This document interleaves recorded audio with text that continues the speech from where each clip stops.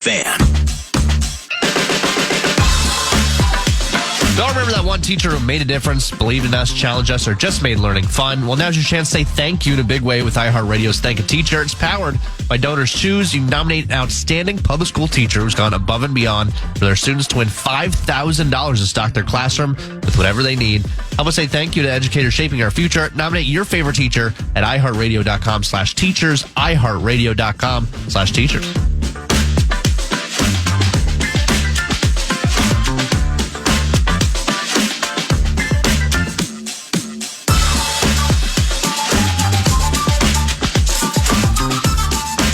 Y'all don't know football. Courtesy of the talkback machine. Y'all don't know football. You're probably right. It's 9 to noon. What am I going to say? I want my favorite teams to win, and then maybe there's a bias associated with it. No bias, though, when we're talking about the Star Tribune, StarTribune.com. Ben Goessling, who covers the Minnesota Vikings, at Ben Goessling via X. You got the Access Vikings podcast and myriad content during the season.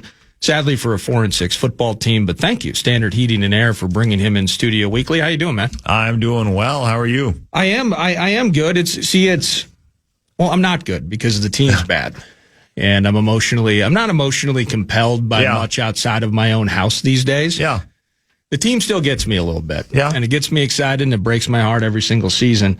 But just talking with Mike Florio specifically about the QB, that remains the topic for this entire operation. It does. I'm just curious where your head is at in terms of now through 5 starts, just kind of laying it out. Like I think, in terms of trying to find progress, the coach is going to talk about fundamentals. He's going to talk about the mechanics of things. And as a matter of fact, I believe you recently wrote a piece in regards to mechanics. Yep. But batted balls. Yep. So what is your path now as a guy that covers the team on a week-to-week basis? Because we've heard all sorts of different excuses. Kid can be clutch. Kid throws it 10 feet over people's heads. Like, have you found yourself in a groove in terms of this Sunday at Lambeau? I need to see this. Like, what is the next step? Is it mechanics? Is it accuracy? Like, how do you kind of parse through all of the tea leaves that the coach and the team are throwing out there? Well, I think the tricky part is that we are analyzing each one of these starts kind of as a referendum on where he's at. I mean, it's almost like you're taking a test every week to say, okay, how much development has he made? And the answer to this question probably does not arrive in a week. And that's the tricky part of it, is that we get these weekly snapshots of where he's going to be. But, we've seen it. We saw it last year in the sense of Sam Darnold is here having busted out of his drafting team and having been with however many teams, I think 5 or whatever it was, previous to the Vikings, in part because he was that first round pick that didn't make it. So you see him, you see Baker Mayfield, you see these guys that were high draft picks that didn't pan out with their original teams, and then they still can play. And once they figure it out later in their careers, somebody else gets to be the beneficiary of that. So, is he going to be somebody that takes a while to figure it out, or is he going to be somebody that doesn't figure it out at all? There's plenty of those guys too. Yeah. And I don't know that you're going to have the definitive answer to that right away. And I think there's, certainly valid reason to look at it and say, well, there's a lot that needs to get cleaned up here. So I think the mechanics are a big part of it. I mean, I think you look at a lot of that stuff and say, can he be a little more sustainable? I think in terms of how you deliver accurately and then how you're reading things out. He was a little better at that Sunday, a little more decisive. He didn't get sacked as a result of that, I think. But there's a lot of the basics of the position that you look for. But it's also, I think, even if he has a week where, like the Lions game where, hey, he goes into Detroit and wins it. I think the job I have to do is say this all has to be in context, whether it's really good or really bad.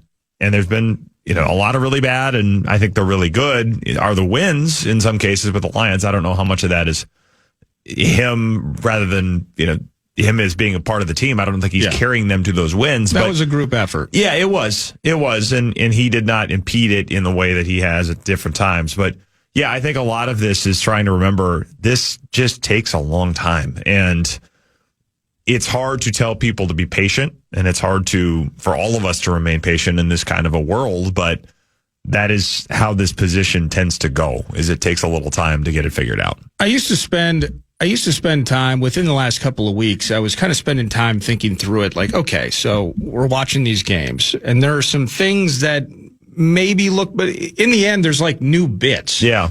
It's so inconsistent. You can't necessarily say he's progressed or regressed over the course of this handful of starts because there's different things that make me want to pull my hair out each week.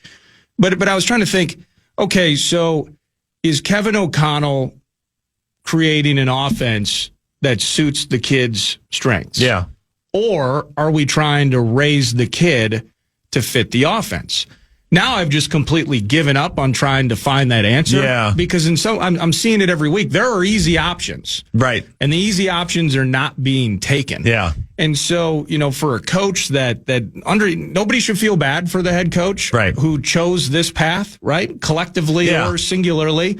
We're moving on with J.J. McCarthy. We got a cool roster. I think we can win some games. Yeah. And it's not happening. Right. But I'm just curious, like, how that process has worked in terms of, because we've heard it, like, I'm not taking pages out of the playbook. Like, this kid, we're going to go full speed ahead. Yeah. We're going to challenge him. And I just wonder at what point has it already happened? Maybe could it happen in the future where it's like, I think I just got to settle in on what this is or is becoming. And maybe that's when even potentially a material drastic change takes place. Yeah, I think they are, we talk about whether it's molding the offense for the kid or molding the kid for the offense. I think it's more the latter. I think they want him to execute a full version of the offense rather than kind of doing we're going to give you the middle school playbook, the condensed version of it, then you come up to the high school playbook later. You hear high school teams will do that sometimes where they say, hey, this is our system. Middle school, we're going to run some streamlined version of this. I don't think that's what they're doing with him here, but I think they would look at the tape, and you can see this on the tape, where there are guys running open. And all day. Yeah. And I think Kevin O'Connell would say, well, why do I need to dumb that down? I mean, that it's not a check down throw that's 5 yards. It's maybe I have to hit somebody in stride over the middle of the field. But if I see it and I throw it, that's not a hard, quote unquote, hard throw to make or a quote unquote difficult play to make if you have a guy running open. It's just you have to be able to see it. I mean, he talks rhythm and timing all the time, but that is part of it is when I get to the top of my drop, I see it. I throw from a solid base. I'm not necessarily moving my feet around so much, clicking my heels together, all that kind of stuff. If I execute the mechanics of the position from the read to the drop to the throw and a guy's running open, that should be fairly accessible. So I think a lot of their approach to it is the answers are here. You just have to get the basics of the position right. And that's why you hear him coaching that part of it quite a bit. So I don't think they want to dilute any of that for him. I think some of it is raising him up to the point where, hey, all of the tools are here. You just have to know how to use them at your disposal correctly. Yeah, I kind of feel, you and all others of the media have spent some time focusing on the QB. I was laughing. Yeah. I got a text. Nords, why are you asking about our quarterback? He has looked and played terrible. You know that. Well, it's kind of an A topic of the team. It's kind of it's J.J. McCarthy, and then it's everything else. Mm-hmm. Now to that end, to the texter's point, QB has not looked very good. Hopefully, he's better at Lambeau this weekend. Yeah, and just put together a full freaking game, kid, please, and do it against the Packers because it's beautiful. The border battle victories are among the best and my favorite every season. He is 2-0 on the road in the NFC North. He is 2-0. His passer rating's better away from home as well. Silent counts have been sometimes a better option. But there is another part of the team, that being the rest of it. Yeah. This might be, believe it or not, week 12. If you get Grenard back and if you get Ryan Kelly in the mix, and he's going to have different helmet, guardian cap, the whole thing. Yep. I think this, and I know Jeff Okuda's hurt. This might be this might be the first game where we actually have a fully healthy team. That would be awesome to see. Yeah, that would be further along than they've been in that capacity all year. I mean, if you get Grenard back, you get Kelly back. Okuda's not going to be there, certainly, but the rest of it, I mean, if you were sitting there week 12 and saying, okay, we're missing our third corner and we have everybody else that we want or expect to have, that's pretty good. I mean, they've had to go through it with the offensive line, but you're not talking about anybody that's had season-ending injuries. It has been people that, in Darrisaw's case, it was coming back from a season-ending injury. Brian O'Neill's been able to play through some things. Ryan Kelly obviously coming back from the concussions. Donovan Jackson coming back from the wrist surgery, but they have not been 6-month type things. Right. It's been, 4 to 6 week type things, and that has an effect, yes, but health-wise, they are in about as good a shape as you'd want to be in mid-November, so they have to take some advantage of that, I think. With the game against the Bears, and it's a loss, and the kid, by the way, as inconsistent as he is, was like 6 of 8 for 80 yards, and he gets that TD. Yep. So for some reason, when he turns the brain off, it appears that there is a smoother operation of the offense, which is interesting to me. I don't know if anyone can pull any ideas out of that. In that game, though, with the late kick return, how did you feel from covering the team and just hearing the pressers and all of that, whether it was Matt Daniels, people getting greedy, I think was kind of some terminology that he used, but just kind of now through for a 4-6 team, the special teams unit, the kicker's fantastic. Moments of greatness from Miles Price. Right. My goodness, the penalties. Yeah. We have given up a few big returns this year. Yep. This one happened to be a dagger leading to a Cairo Santos field goal. Yeah. What do you think of the special teams? I'll put it there and you can take it wherever you want it. I just think it's been problematic in 2025. I would agree with that. And they have had, Will Reichardt's been terrific. And Miles Price, I think, is maybe the most dynamic returner they've had. Certainly since Kene Nwangwu, but you could go back probably even a little bit further than that when he is on kicks and punts. They have not had a guy that makes the type of impact that he does. And this dynamic kickoff, for better or worse, the Vikings have seen it both ways, does change things again. That is a legitimate play now where you can make some things happen. You can affect field position. You can get big plays out of it. I think people are still figuring out how to cover it and how to block it and all of those kinds of things, which is where you see the penalties, I think, in kick return phases a lot of times, and the coverage bust like they had on Sunday, where, yes, it's a couple of guys over pursuing, trying to make the play, trying to get the big stop, rather than saying, no, we're just going to wall this thing off and give you nowhere to go, and then we make the tackle as a team. But that stuff has been a problem because when you have a quarterback that's this young, and we will bring it back to J.J. McCarthy only in the sense that the point of this is to make everything around him as reliable and consistent as possible.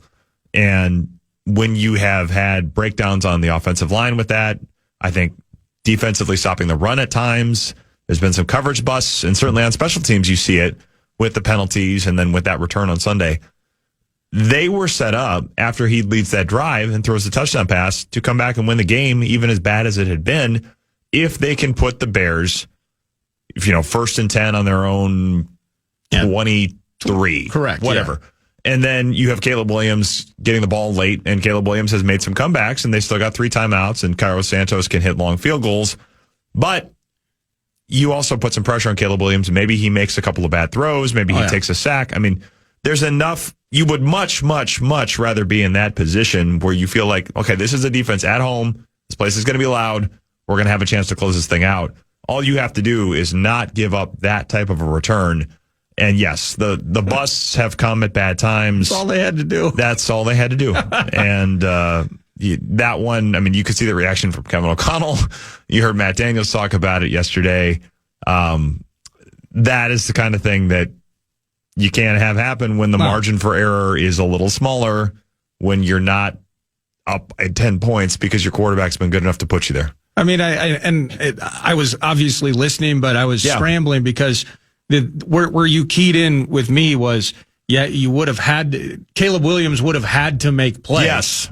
Instead of 3 runs and a freaking field goal. Yep. Instead of 3 runs, Caleb didn't have to do anything other than turn around and hand the ball off. Yep. Nothing explosive, nothing exciting, nothing magical. I think they used their first time out to let the clock drain to kick the field goal. Yep. Let's get this exactly where we want it and then take the time out. Oh, my goodness. A year of frustration.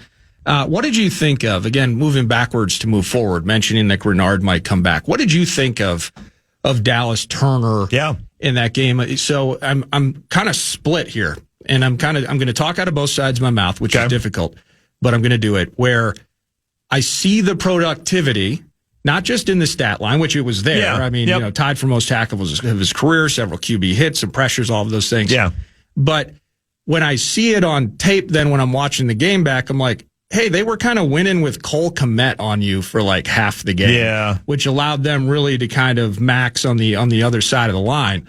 I'm just kind of, where was your head at with that as he filled in? I saw some cool moments. Like, kid can make some plays, but I almost feel like I'm talking about the defense's J.J. McCarthy, where it's like I can see why he's here, but I'm just not seeing it consistently. Yeah, I think that's a good read on it. I think you certainly see the speed. You certainly see the ability to get around the corner with some explosion, and that was a big piece of it on Sunday. I thought he had a good day getting pressures, but yes, being able to beat blockers is, I think, still something he is trying to figure out how to do at this level. And that was always the thing. I think when Danielle Hunter came in here, he had his last year at LSU, he had like a sack and a half, and everybody thought, why are they taking this kid so high?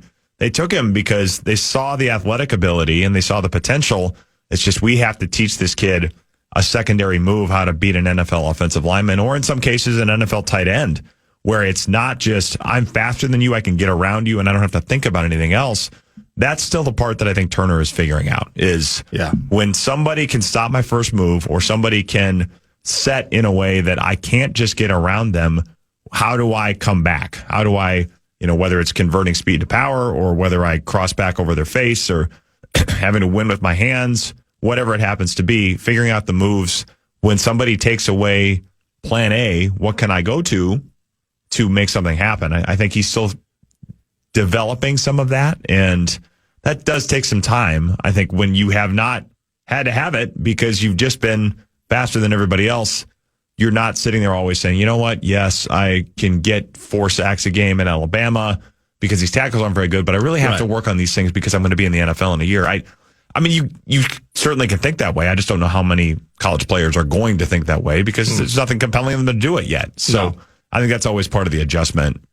There were some flashes, yes, but I think overall, with what they spent to get him, you need to see production kind of go up and be more consistent. It needs to look like that more often. Yeah, I'm not, hey, Cole Kmet might be sneakily the strongest guy in the NFL. I don't know. Maybe he was a tackle converted to tight end because he didn't want to do the 6,000 calorie daily diet with the chicken. I mean, that sounds tremendous on my side. But to that end, who knows? I think just Cole Kmet kind of handled him on Sunday 1v1. That probably shouldn't happen with your highly touted pass rusher. But to that end, I mean, this is, again, whether it's the quarterback, it's the pass rusher, it's a 4-6 season, and just trying to find like morsels of greatness, like Eric Wilson. That's a super cool morsel that has kind of really popped given the opportunity.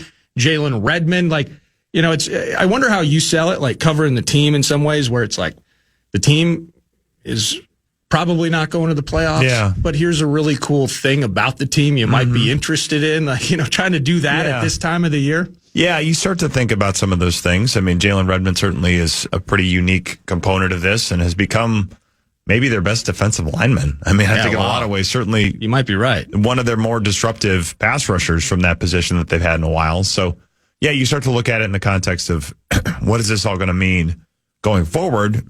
This is an offseason where they have salary cap issues. They need young players to probably step in and show they can be counted on. So there's some of those things that you start to think about as well. And they've got a lot of draft picks this year. And I don't think we're at a point yet where you start saying that, well, if they lose and the pick is higher, I mean, I don't think they're so far out of it yet that anybody is going to be playing that game. There may be fans already doing that. Right. It's not where my head's at yet.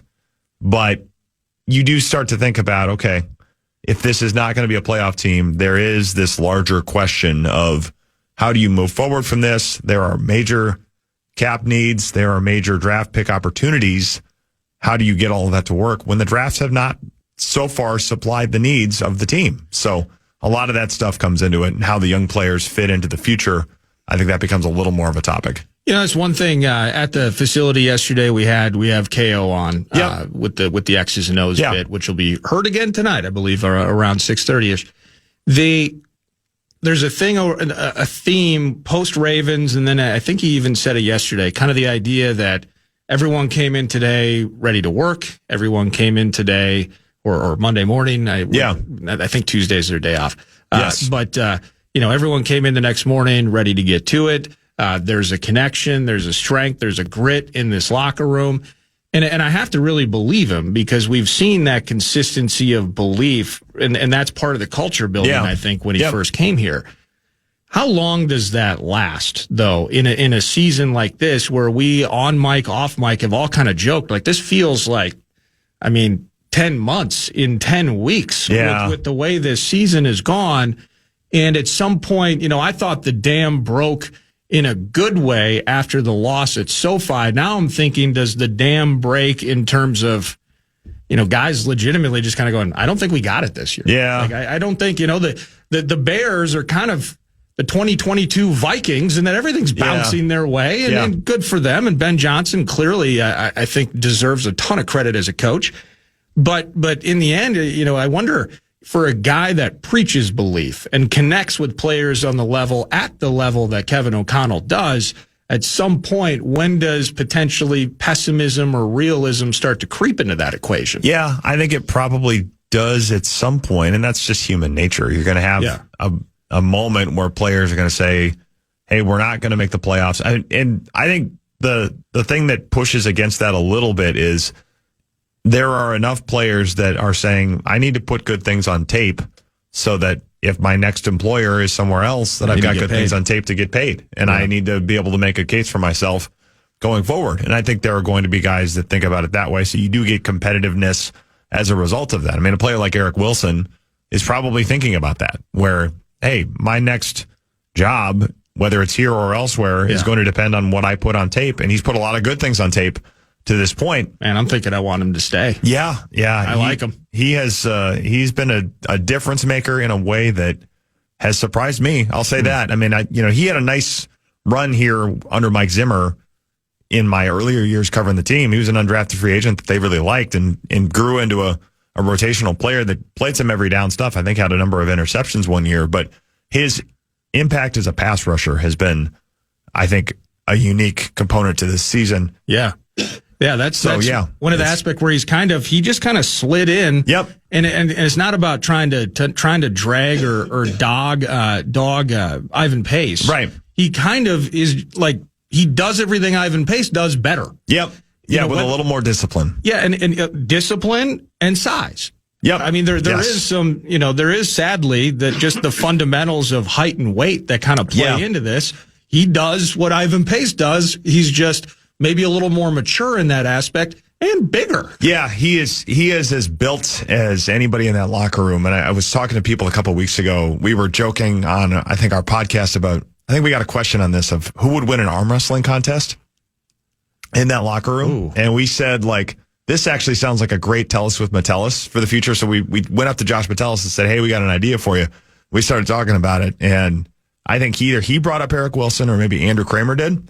And I was like, okay, I could think about that. And then you see him walk through the locker room like, yeah, okay, I see why you're saying that. He is well sculpted. And I that's one of those things I'm sure over the years of being in the NFL, you get your body to that point. Yeah. But the physicality shows up in that regard. Daniil had to leave. Daniil had to leave for anyone else to have a chance in that conversation. He doesn't look quite like that because I don't know that anybody ever will, but he looks closer to that than I think a lot of people would expect a kind of 9th, 10th year linebacker to look. Yeah, absolutely.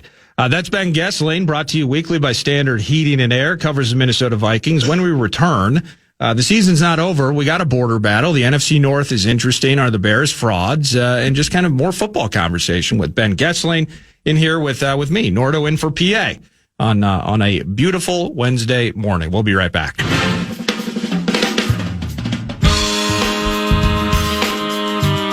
The feast rolls on to Buffalo Wild Wings Blaine this week. You can join PA, Nordo, Alec Lewis this Friday as they get you set for this Sunday's border battle with Green Bay. I might even show up. And enjoy great food, drinks, your shot at prizes all morning long. Doors open at 8 a.m. Get all the details, KFAN.com, keyword calendar.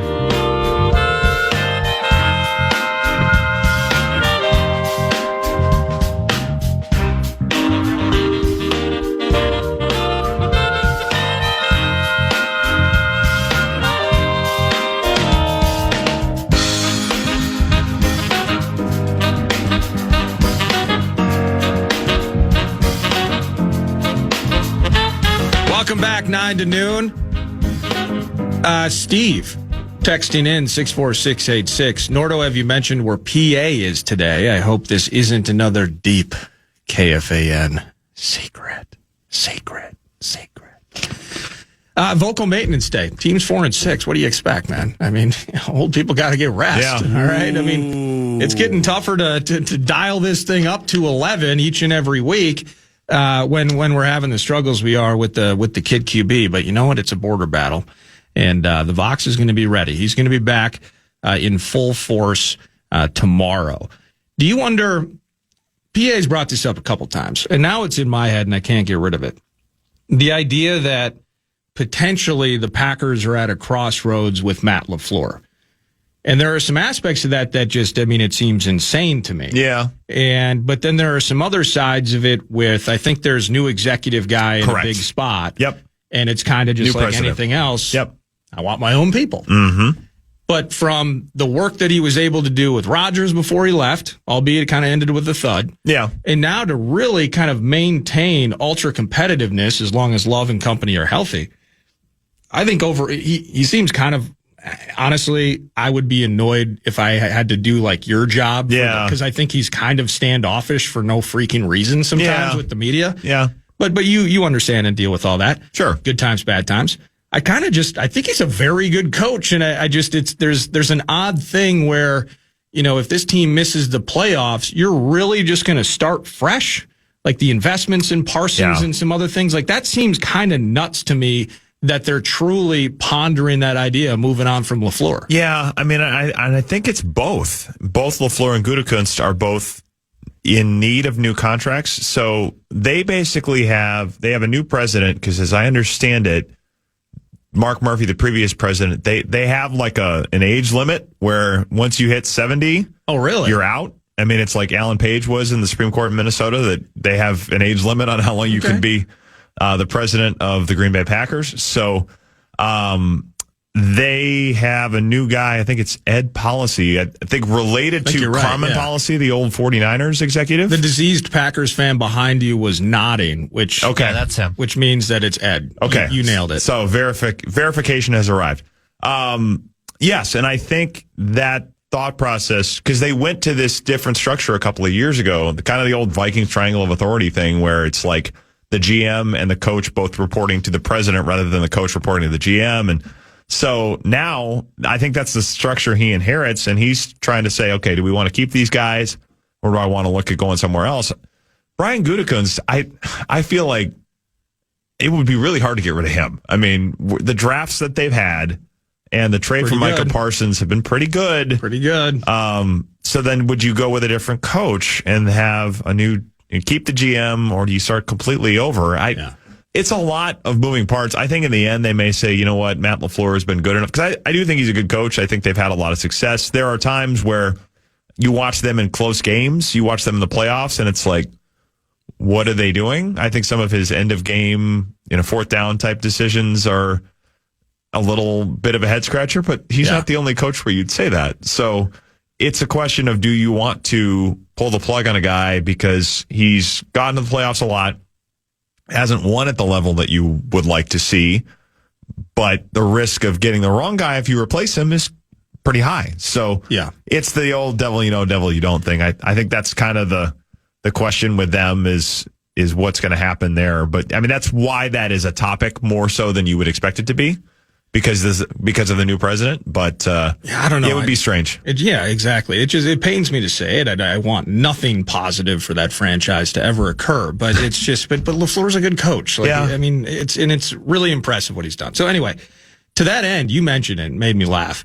The triangle of authority. Yeah. So with the Vikings, is that like a hexagon of authority? Is that a pentagon, an octagon of authority? Because the collaboration, is, I mean, it might be an octagon of authority. There might be 8 guys in the room. There are a lot of people. I mean, you have Kevin O'Connell, Kwesi Adofo-Mensah, Rob Brzezinski, and then you've got Ryan Grigson in there. I mean, yes, there is Demetrius Washington. Yes, there are a lot of people, and then some of the pro staff people as well, Ryan Monens.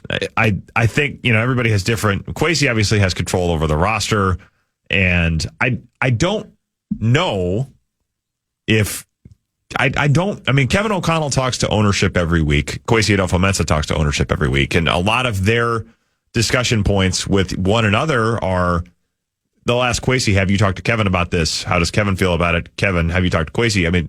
So there's a lot of elements of ownership that are trying to say, hey, let's make sure everybody's on the same page here and encouraging, we are on board with this. If you all agree on it, we trust you, but we want to make sure that there is it's kind of this alignment of vision.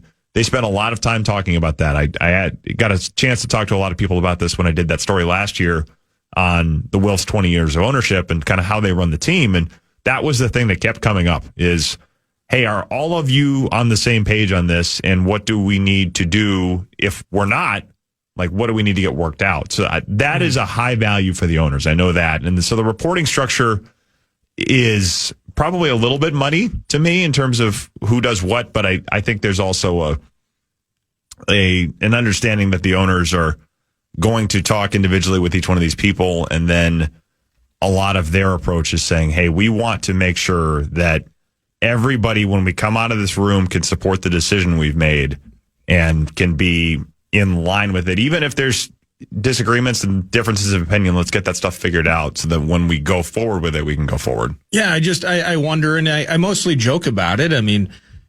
Just wanting this team to win every game, just appreciating some of the things that have been put in place. But I just think, the old too many cooks in the kitchen thing. I just think like there are positive aspects of collaboration where you are getting different ideas. Yeah. There's a creative element there that I think can be really purposeful and good. The other end of it, the disadvantage of it, is that it's also then tougher to identify some of the issues that exist because there are so many voices. Yeah. And, I don't want to say, it's like people pointing fingers, but I think you get kind of the idea of just the more people in there, the more collaboration. There is an aspect of identifying problems that I think can be more difficult. Yeah, I think if it's the thing of, we have to make sure everybody's voice is heard and put equal weight on those things. Yeah, that does get tricky because at some point somebody has to make the decision. And I think in their case, with roster decisions, that is Kwesi Adolfo-Mensah. I don't think anybody has any doubt about that. But good. Yeah, there is that. Managing a group of people where you have a lot of ideas and a lot of voices, that is always a challenge, I think, in any type of an organization. Can you imagine what Abbott has to do to manage us? Yeah. I think there's probably some dynamics that poor Chad Abbott has to wade through there. But there's some anxiety, some stress, some hair loss associated with it. Yeah. There's going to be anybody that's running a high-level organization like KFAN and the Minnesota Vikings is going to have some of those things they have to figure out. But that's why the great leaders get paid what they do. Indeed. Like a Chad Abbott. So what do we think about the border battle this weekend? Obviously, the quarterback is going to remain the A topic for me, and I think many, if not most people. But in the end, 4-6 team can become 5-6 by beating up on Jordan Love. And potentially no Josh Jacobs. I think that's very iffy into the weekend. Although, we'll see the practice. We'll get to see how that pans out. Yep. What pops about the border battle for you this weekend? This is an interesting one because the Packers are, at times, they'll look like, this is one of the best teams in the NFC. This defense is more than anybody can handle with that pass rush. Now that Micah Parsons is there and they've got enough pieces on offense. But losing Tucker Kraft, I think, has changed the way they play offensively. And if they're without Josh Jacobs, I'm not entirely sure what the offensive identity of that team is because when they've lost games this year, they have not scored a lot of points. And I think the Vikings are going to have a hard time with that defense. But I also think the Packers could have a hard time with what the Vikings might do, especially if they don't have Josh Jacobs to kind of set the tone. So this one is interesting. I think the Packers are like 6.5-point favorites, which I think I see that because I don't know how McCarthy plays against this defense, but I could see the Vikings defense making this one interesting and forcing Jordan Love into enough trouble that they could hang around. I wouldn't be shocked if they steal it, and there may be a little bit of a, this has gone far enough. We have to take a stand. Kind of like they did in Ford Field. You can't ask a team to have to do that every week. Right. Make this sort of emotional, the buck stops here kind of declaration, especially when they're going to have to do it again the following week in another building where they haven't had a lot of success in Seattle. They've actually had a fair amount of success at Lambeau Field.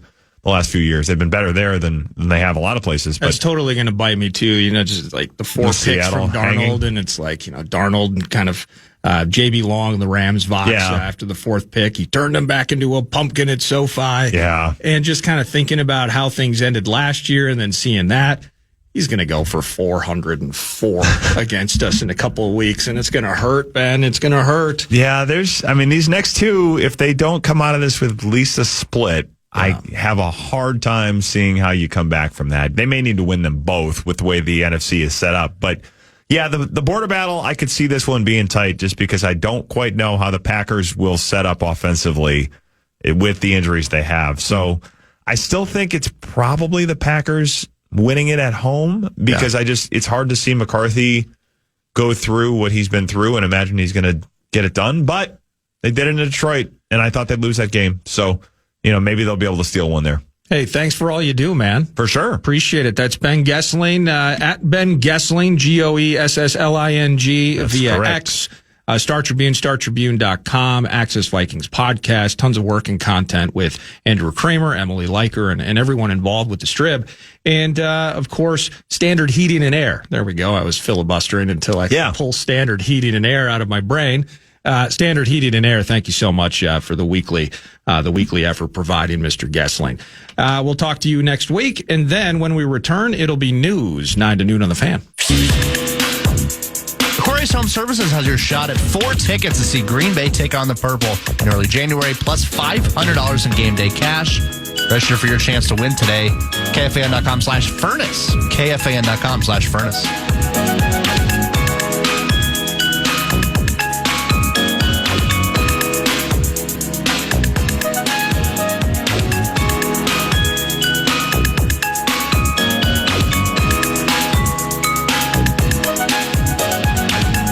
Welcome back, 9 to noon. Thanks again, Ben Goessling, Star Tribune in studio. News to Nord is brought to you by The Casino at Canterbury Park, CanterburyPark.com. It's poker, blackjack, and table games all year round. Feeling the felt.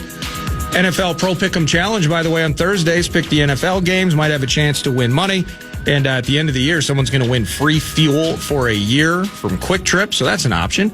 Oh, and I think they got this sweet Black Friday 10K giveaway thing going on, and they're going to have Christmas trees in the parking lot. Is there anything else they can do for you? I mean, come on. It's Canterbury, CanterburyPark.com.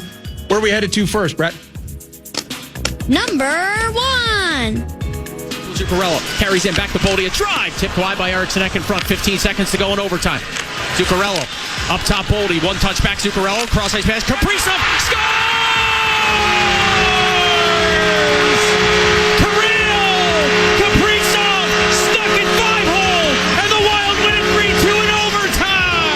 And the Wild turning it around slowly but surely, crawling their way up the standings. They get the Hurricanes tonight.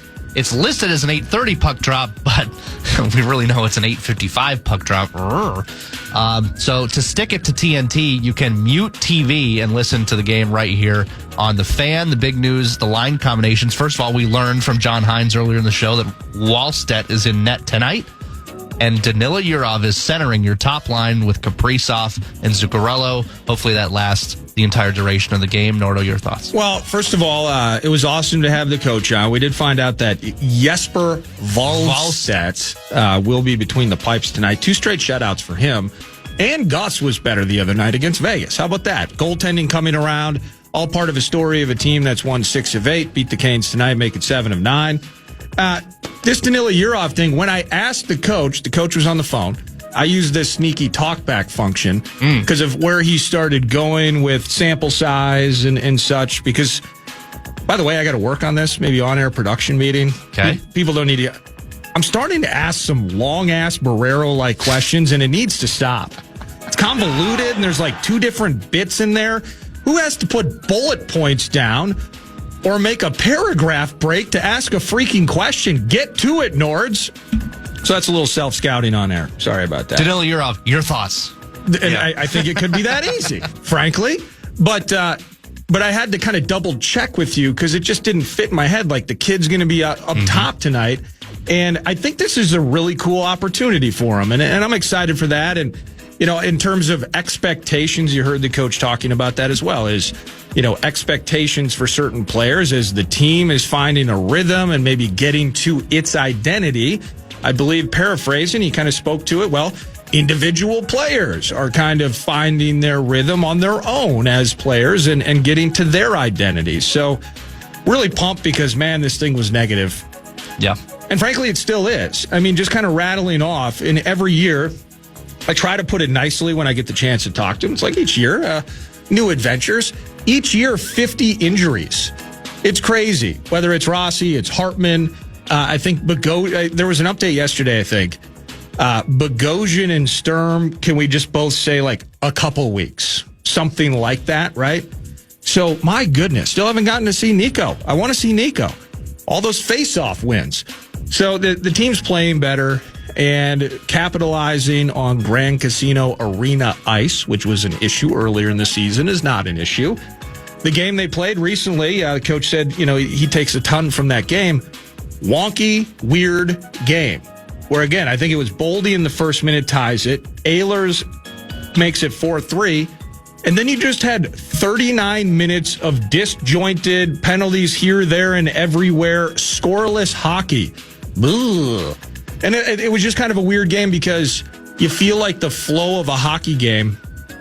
I understand, like, beginning of periods, like energy, urgency, endings of periods, of course. Maybe make a 2-goal deficit, 1 goal into the break. Like, that can be a massive energy or momentum changer. But, I mean, 39 minutes of just L in special teams. It was awful. So, hopefully tonight's a riot, and that can start by 97. Handle it. Let's get a puck in the net tonight again, Kirill. Love it.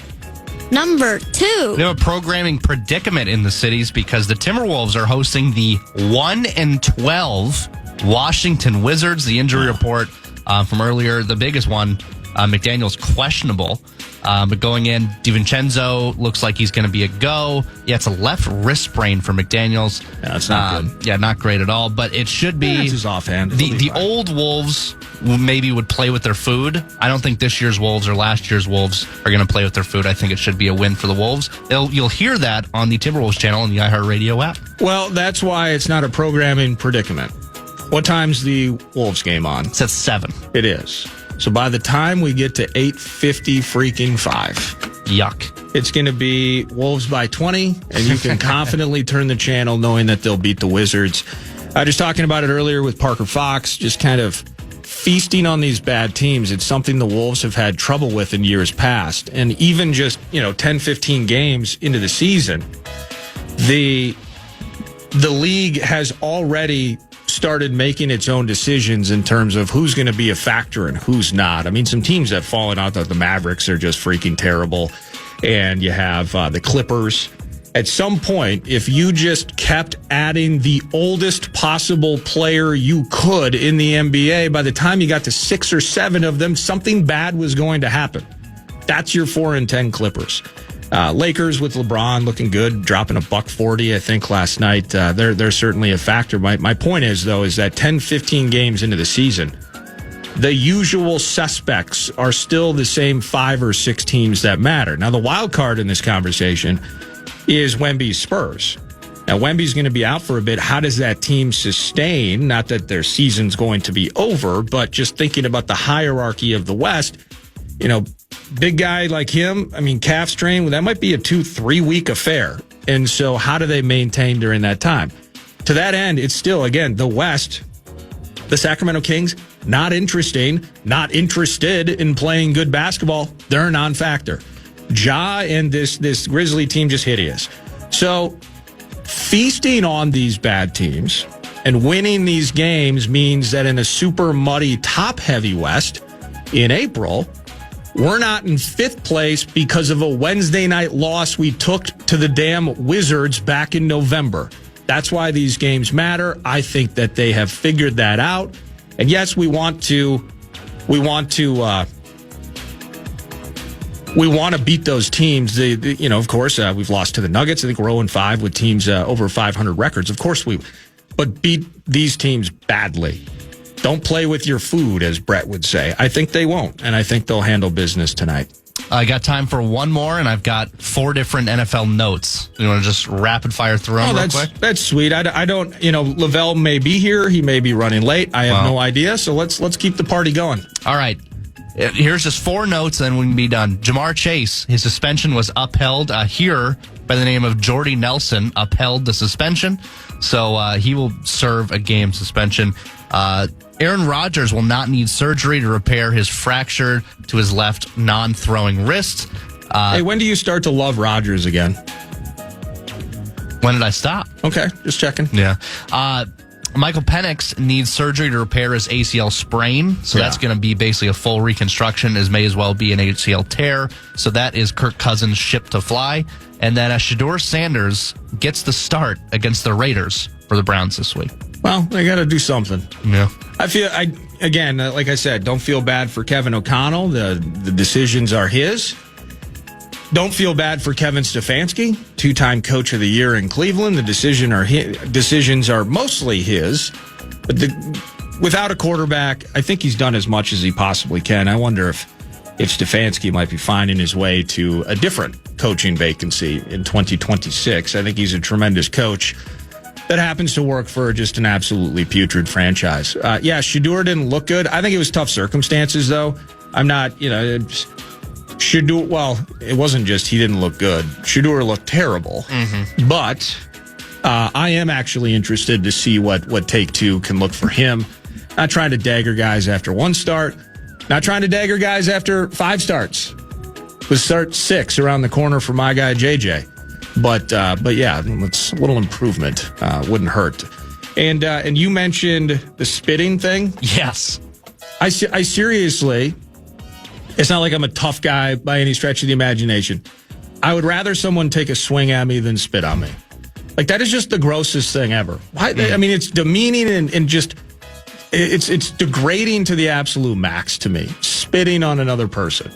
And by the way, we got like 4K video. Didn't you just blatantly lied and just, it 100%. Didn't happen?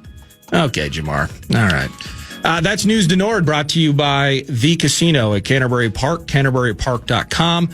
Final hour ahead, Lavelli Neal III, Star Tribune in studio.